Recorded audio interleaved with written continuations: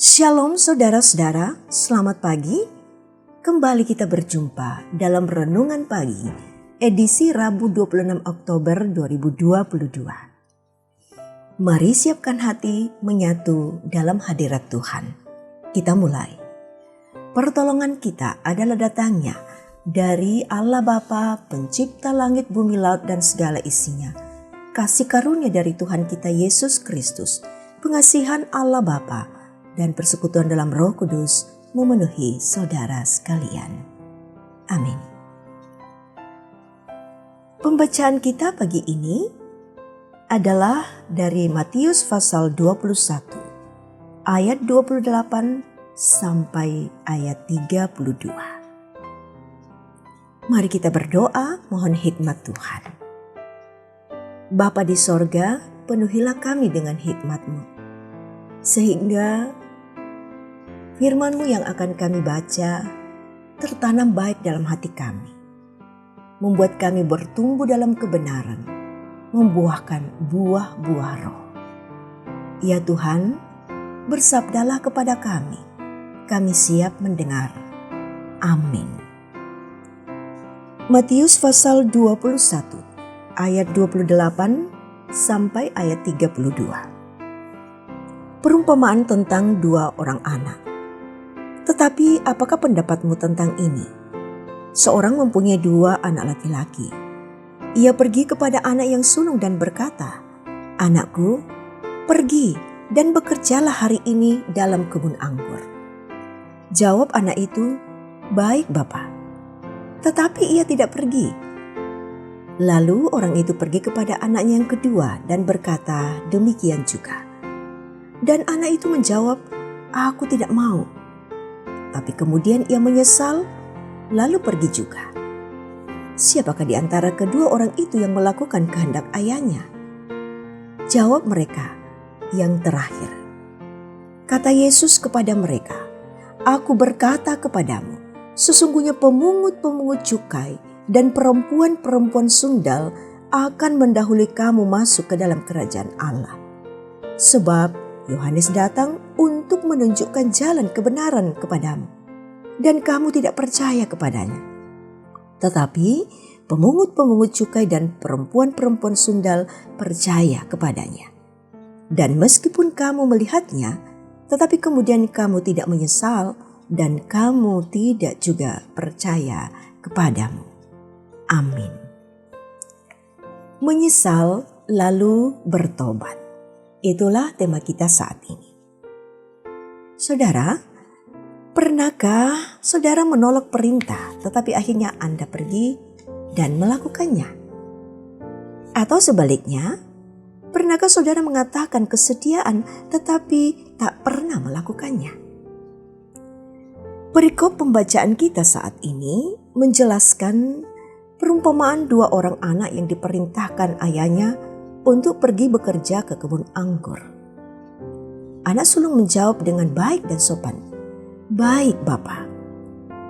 Tetapi ternyata ia tidak pergi. Ia tidak pergi bekerja ke kebun anggur itu. Anak bungsu yang pada awalnya menolak dan menjawab, "Aku tidak mau."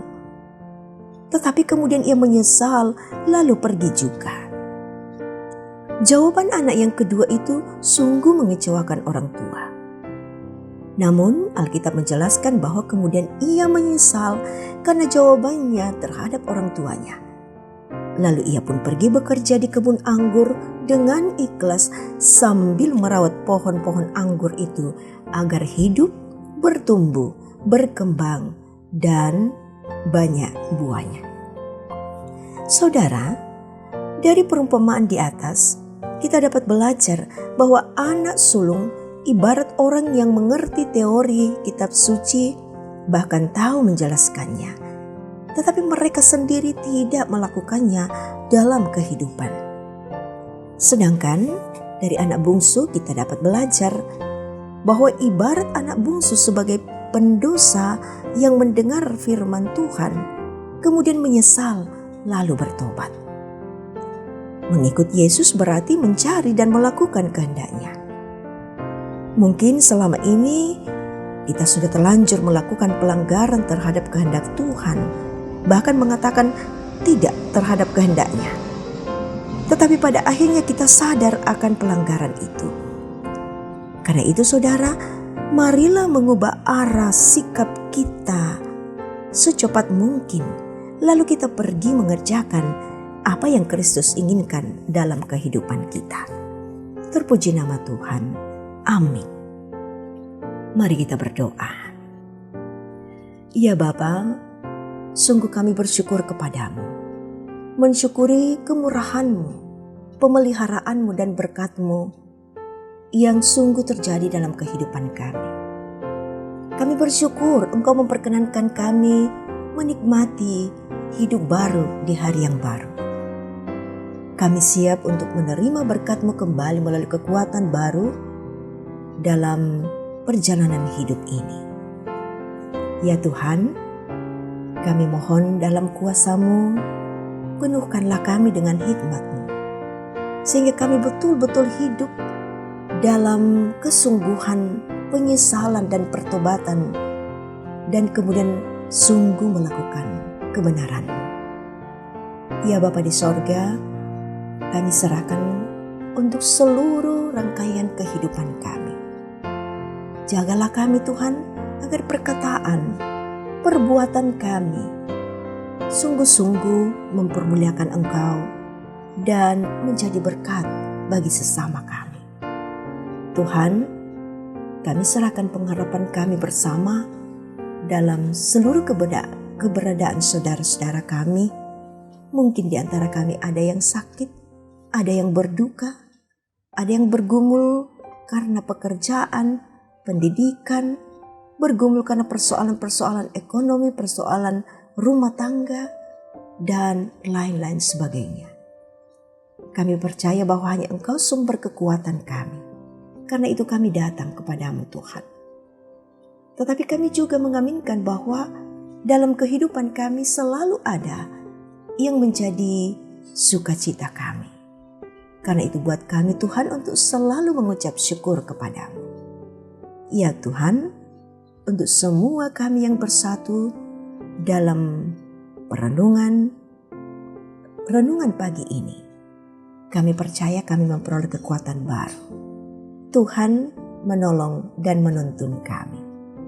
Ampuni dosa kami Bapa, dengarkanlah kami yang datang berdoa dalam nama Tuhan Yesus. Amin.